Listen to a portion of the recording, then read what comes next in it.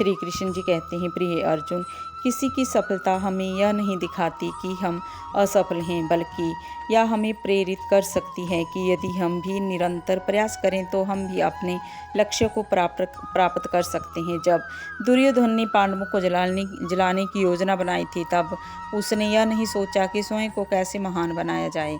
यही ईर्ष्या की विडंबना है।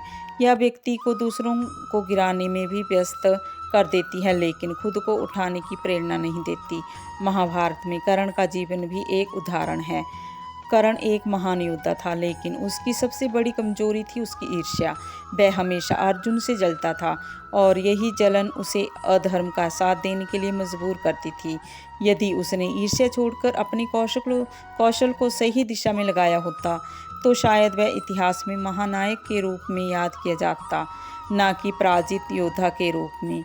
इससे हमें यह समझ में आता है कि जब हम दूसरों की तुलना में अपना आत्मविश्वास खो देते हैं और ईर्ष्या को अपने ऊपर हावी कर लेते हैं, तो हम अपनी पूरी क्षमता का उपयोग नहीं कर पाते।